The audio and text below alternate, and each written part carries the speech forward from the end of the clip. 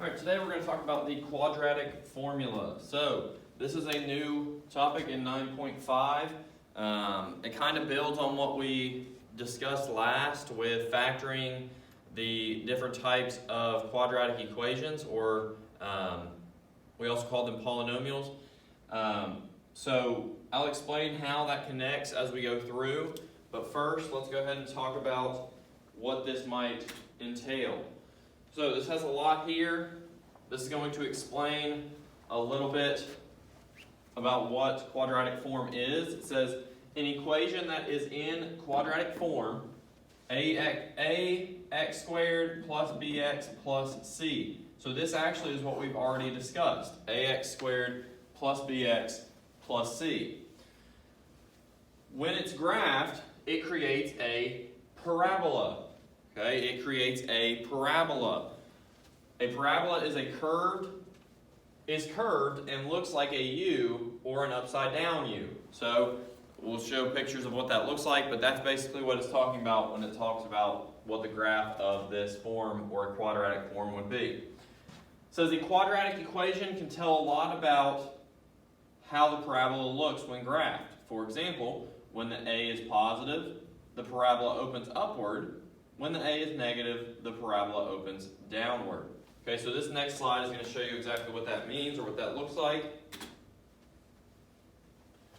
So first of all, these are two parabolas. Those are like the U shape. They're not completely U's because they do curve outward as they go.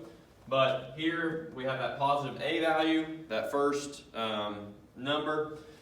It will curve upward. Okay, so that's it curving upward. And then if it has a negative A value, it will curve downward. Okay, so those are the two main types you'll see, at least in Algebra 1, for parabolas. So now getting into what the quadratic formula is. It says, in this section, we will focus on finding the zeros of the parabola. And the zeros is just where the parabola crosses through the x-axis. So it's looking, basically we're trying to find the x values of the parabola. And it says we will be doing this by using the quadratic formula, which I'll show you on the next slide. Actually, we've already talked about, even if you might not have realized it, we have talked about one way of, because we didn't actually say finding the zeros, because we haven't been introduced to this yet, but we do want to make sure we make this connection. So, for example, say I have the equation x squared plus 8x plus 7. We've talked about in the past how to factor that. When you factor this, it would be x plus 7, x plus 1. So, technically, if this was set equal to 0, because hint, the word finding the zeros, we're trying to find when x is 0, what these equal. So I want to make sure you're making all these connections. So this is still equal to 0. And we talked about in the past, to solve this, you would make two individual equations. X plus 7 equals 0, and x plus 1 equals 0, and then you would solve. So this one we subtract 7, x equals negative 7. This one we subtract 1, x equals negative 1. So technically my zeros here would be x equals negative 1 and x equals negative 7. So those are the two spots where this parabola would cross through the x-axis. So we've discussed that before, but now we're going to give you a different method to solving. And this is more used for the numbers, like when there's numbers out in front of x squared, because then it might make it harder, you might not be able to factor it, those types of things. So let's show what that quadratic formula is. Okay, so this is your quadratic formula. So let me write this over here as well.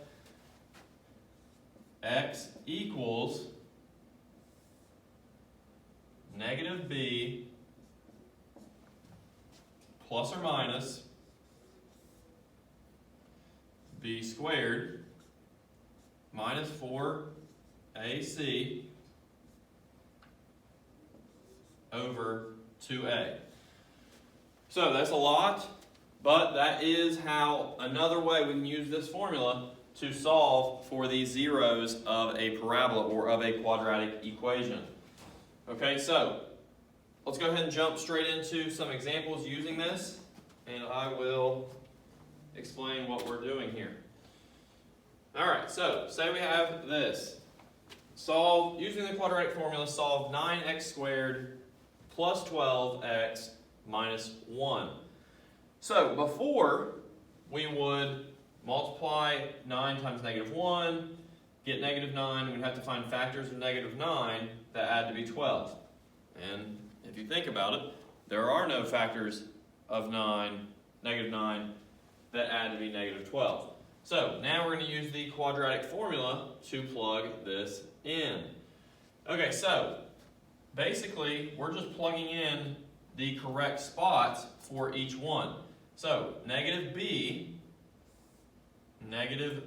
my b in this problem is 12. So negative 12 plus or minus the square root of b squared, b is still 12, that's squared, minus 4 times my a is 9, times my c is negative 1. So that's just picking all that out from the equation. And then on the bottom, 2 times my a, which is 9. So that's what it will look like whenever I am plugging everything in. So next we need to simplify some things. So x equals, first thing you want to simplify is the inside of your square root. So 12 squared is 144. And then we're going to multiply these out. Negative 4 times 9 times negative 1 would give me positive 36. And then still on the bottom we have 2 times 9, which is 18. Alright, so now I'm going to come over here. We have x equals negative 12 plus or minus square root. 144 plus 36 would give me 180 over 18. X equals negative 12. So this is just simple math from here. You're just working it out and simplifying. Plus or minus. We get a calculator, the square root. The square root of 180. 180 square root is approximately 13.42. I'm just going to round that. And then on the bottom we still have 18. Okay, so from here, you want to understand what this means, because we're going to have two answers here. Because with a parabola, most of the time there's going to be, with it either being shaped like this or like this, it's going to have two spots that it goes through the x-axis at. So that's where the plus or minus comes in. So one, we're going to simplify the rest of this by adding this and this, and then we're going to simplify the rest of this by subtracting those two. So first we will add them. So if I add them, negative 12 plus 13.42 equals 1.42, and then I'm going to divide that by 18, and my answer would be 0.079. I'm just going to round that one as well.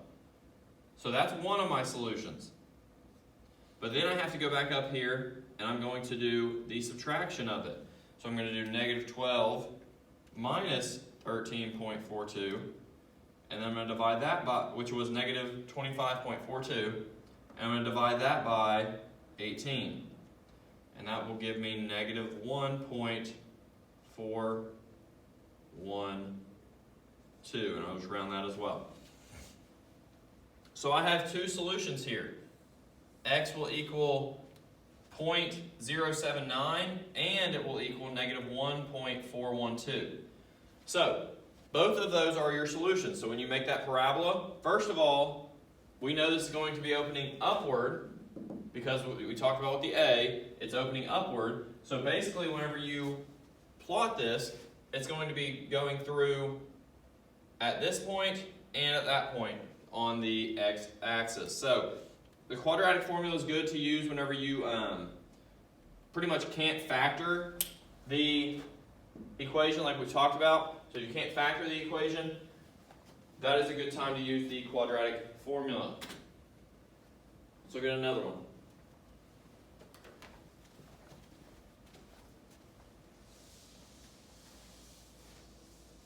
So first of all, remember, what we're trying to find is what's called the zeros. So the zeros mean you have to make sure it's that before you solve anything, your equation has to be set equal to 0. So here, we need to get 6x and minus 1 over to the other side, so 0 is left on this side. So to do that, I will subtract 6x and add 1 to both sides. Because then those will cancel, leave me with 0. And then on this side, we'll have 3x squared minus 6x plus 1. So now we can go ahead and start using this quadratic formula. So we'll start x equals negative, my b here is negative 6. So make sure you understand you have to plug in negative 6. You don't just use that negative as the negative on that 6. So this is negative 6 plus or minus the square root of b squared. Negative 6 is b, so it's going to be negative 6 squared minus 4. My a is 3, and my c is 1. And on the bottom we have 2 times a, which would be 2 times 3. Alright, so it's set up like that. So then we're going to start simplifying the inside of the square root. We can also simplify this, and 2 negatives make a positive, so that becomes 6 plus or minus the square root of negative 6 to the second power is 36. Negative 4 times 3 times 1 will be negative 12. So minus 12. And then on the bottom, 2 times 3 is 6. We're coming over here.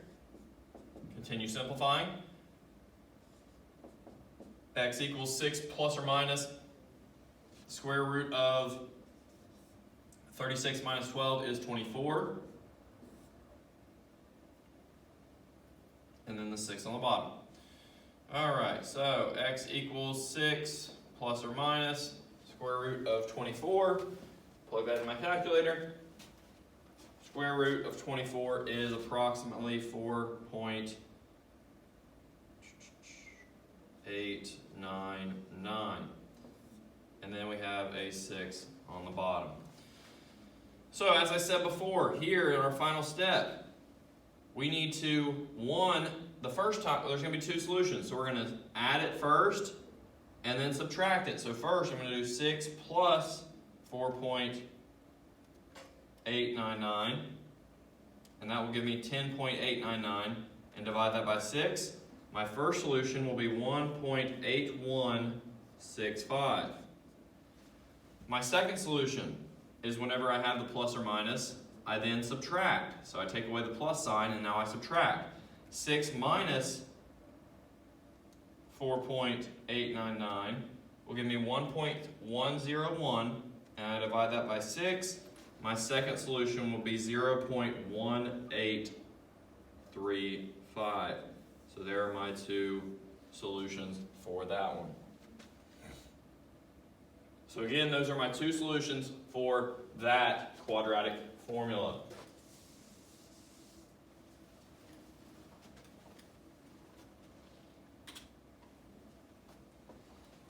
All right, let's look at one more.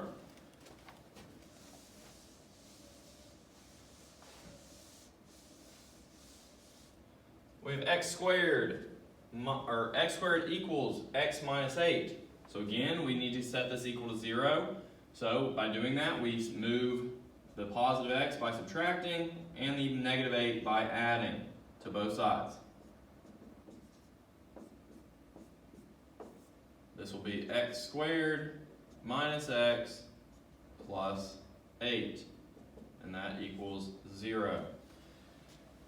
Okay, so now we are going to, once again, use our quadratic formula. So I'm going to plug in the numbers we know, starting with negative b. So b here, remember, if there's no number in front, this is an invisible 1. Same with the x squared. So b here is negative 1. So in place of b, I put negative 1.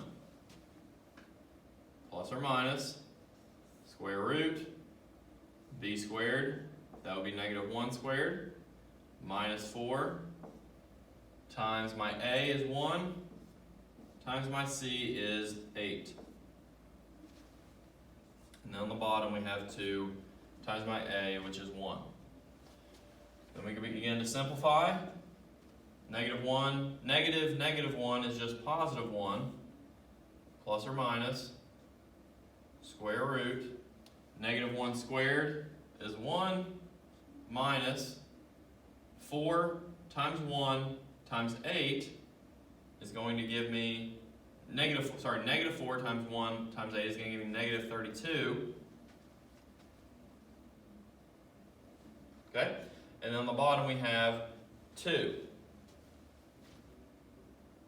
Alright, so once we are to here, we're going to then simplify some more. So we have 1 plus or minus square root 1 minus 32 is negative 31 over 2. Then x equals 1 minus plus or minus square root of negative 31. If you plug in 31, make it negative, and hit the square root on your calculator, you will come up with error. So that will show you, here's a tip for you. If you ever get to a problem where you only have a negative number left under that square root, that tells you that there is no zeros. There's no solution for these zeros. And what that means is there's no spot where that parabola crosses through the x-axis. There's no spot. For example, say I have something like this. Here's my coordinate plane. What that means is I might have a parabola that looks like that, or that looks like that. First of all, we know with this one it's going to be opening upward because the a is positive. So we know it's going to be looking something like this, where the whole thing is above the x-axis and it never crosses through that x-axis. So that is what that means whenever you have no number, or you have a negative number under your square root and you are unable to find what that square root is. One other point, we didn't go over an example with it, but also you might have some rare instances where when you work out your square root, like whenever you work out everything under the square root, it's going to end up equaling 0. If it equals 0, then it does not matter if you add or subtract 0. It's not going to change anything. So that's going to leave you with one solution for x. So only one solution will be left for x. And if that's the case, that means that your parabola, the very bottom or very top of your parabola, was the only thing that touched x. So it could look like that, or like that, where only a single spot touched the x-axis.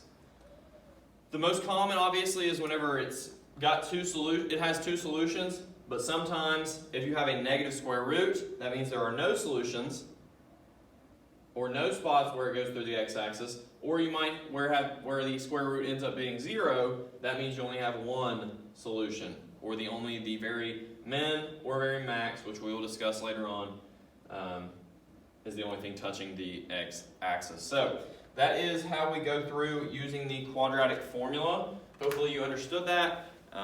hopefully we understand the connections that are made with that to things we've previously learned, and then we're going to use that going forward as well. Thanks.